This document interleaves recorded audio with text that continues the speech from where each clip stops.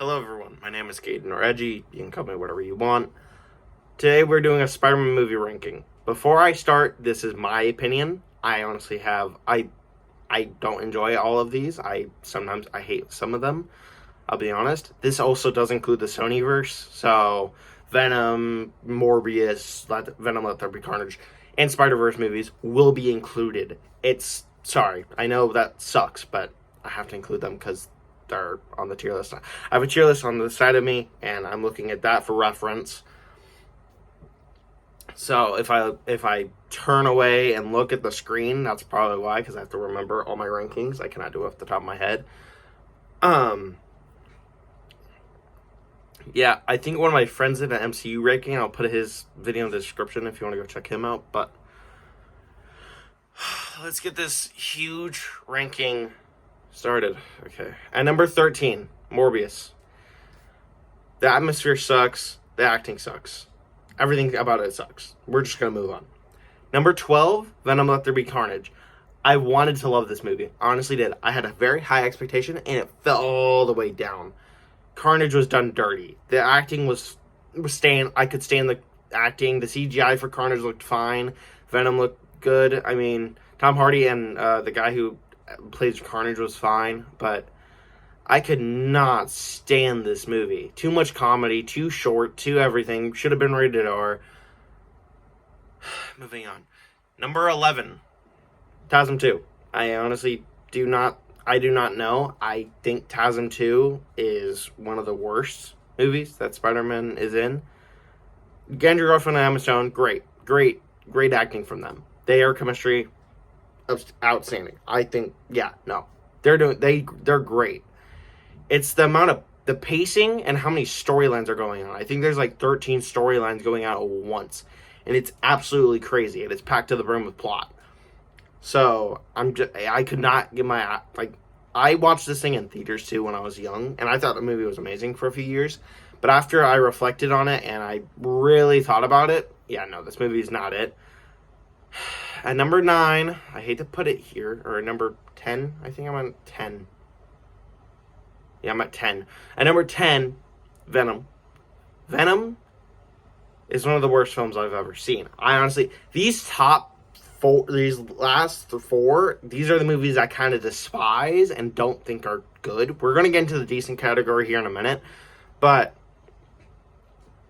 that's kind of all I have to say. Venom just was very bad, and I did not enjoy it.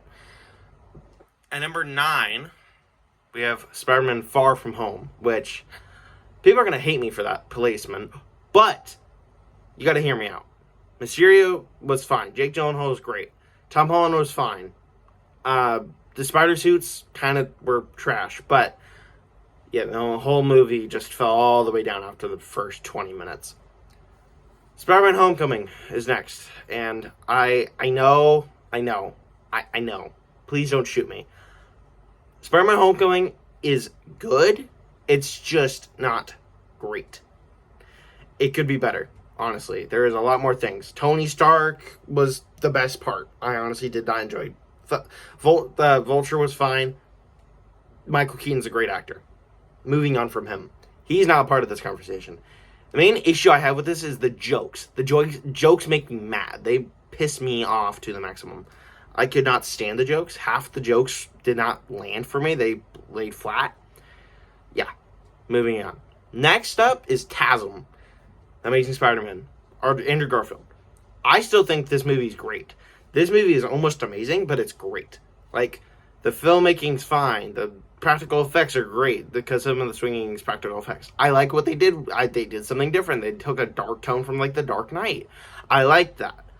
But there's still a lot you could have done. I mean, it could have been lighter hearted. I honestly think this movie is a little bit too dark for Spider-Man, but it's dark enough to where it's not too dark to the point where I despise it. The comedy's great. Andrew Garfield's great. Emma Stone's great. All of them are great. I just honestly think that this movie could have taken a different direction. But, hey, it's opinion. Next up is Spider-Man 3.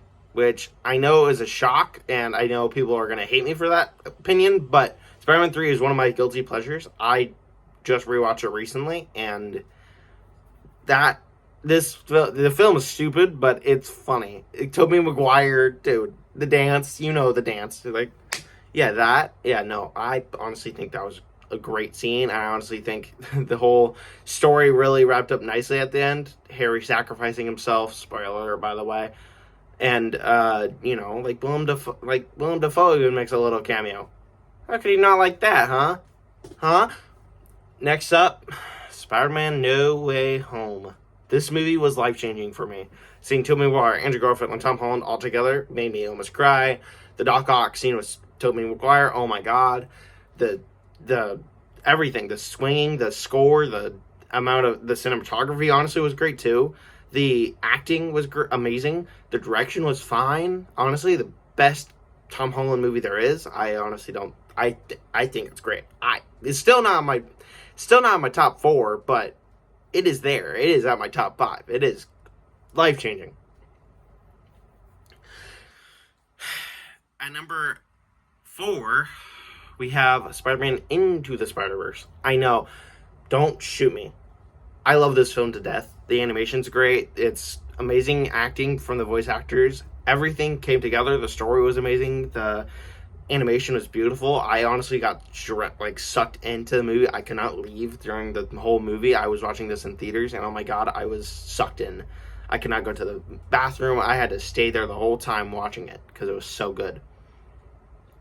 I watched it, I think, on the release date or a little bit after. I think I watched it on Christmas or something. And that was a great movie experience. I love it to death.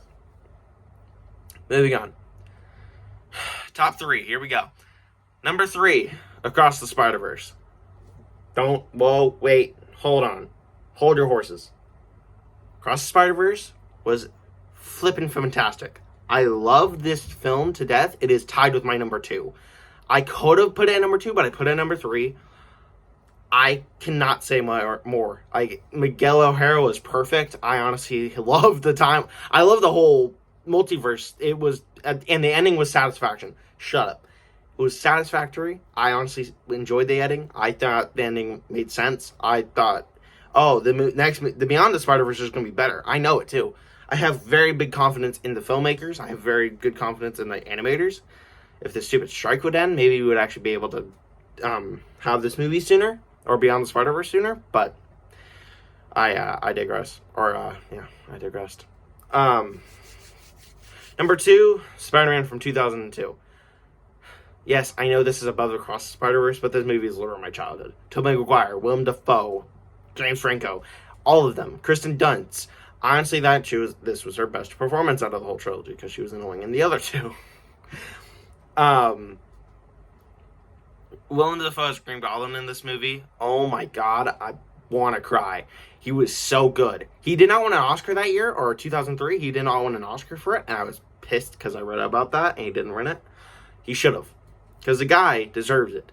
The guy put his heart and soul into that role, and he is the best Marvel villain we have had. We've had, honestly, the best villain we've had. Thanos and Loki are great, but Willem Dafoe is all the way up here. Too good for the MCU good. Alright, here we go. Number 1. Spider-Man 2. Do I have to say more? Sam Raimi's direction was amazing. The awesome. The acting, amazing. The cinematography, great. The video, the camera work, amazing. Fantastic. What else can I go on? The acting, great. I think I already said that. The plot made sense. I honestly don't know how Peter got a web block, but it was actually explained in No Way Home. But, dude, that whole film, I had goosebumps because of how good it was. Doc Ock is the second best MCU villain. Shoot me. I don't care. It is true. Legends in this film. Alfred Molina, Tobey Maguire, Kristen Dunst, James Franco again. Willem Dafoe even makes a little cameo in the mirror, which was awesome. The reveal that Harry gets at the end, oh my... It sets up Spider-Man 3 really well, even though Spider-Man 3 did not do super well, which I still think it's a guilty pleasure. You'll see that one. You saw that a few minutes ago. There's also just I don't know how to go it. It's a perfect sequel. That's what I'm saying. It's a perfect sequel. It's a sequel. It's what sequel should be. That's how sequels are set up now. It's trying to be better than Spider-Man 2. Nothing from that point has been better than Spider-Man 2. Not even Across the Spider-Verse has been that good. Beyond might beat it out. But seriously, Spider-Man 2 is perfect, and I honestly will never stop loving the film. This is probably going to be my longest review for a little bit because I still have more reviews I'm wanting to review more. I should be creating a post here in about 30 minutes after this video goes up. So watch out for that because that will be fun. You'll see what I'm wanting to review. Yeah, I'll see y'all in the next one.